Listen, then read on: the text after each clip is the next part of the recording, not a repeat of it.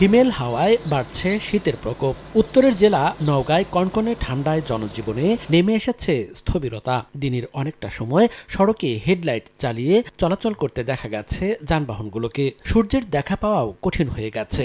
আগুন জ্বালিয়ে উত্তাপ নেয়ার চেষ্টায় দেখা গেছে অনেককে। অনেকটা একই পরিস্থিতি ঠাকুরগাঁয়। চুয়াডাঙ্গায় সোমবার সকাল ৬টায় তাপমাত্রা নামে ১২.৩ ডিগ্রি সেলসিয়াসে। ঝিনাইদহেও তীব্র শীতে দুর্ভোগ বেড়েছে খেটে খাওয়া মানুষদের। ঘন কুয়াশার কারণে মানিকগঞ্জের পাটুরিয়া, দৌলতদিয়া ও আরিচা কাজিরহাট নৌ রুটে রোববার সকাল ১০টা থেকে ১২টা পর্যন্ত বন্ধ থাকে ফেরি চলাচল। এতে ভোগান্তিতে পড়তে হয় পারাপারের অপেক্ষায় থাকা যানবাহনের যাত্রী ও চালকদের। খুব ঠান্ডা আর কি। এই কালকে তো শুরু হয়েছে প্রচুর ঠান্ডা এবং সূর্য ওঠে 11টায়। কুয়াশায় রাস্তায় যখন আসছি কিছুই দেখতে পাচ্ছি না বাইকে। নিম্ন শ্রেণীর লোকজন আছে তাদের তো শীতে প্রচুর কষ্ট হবেই।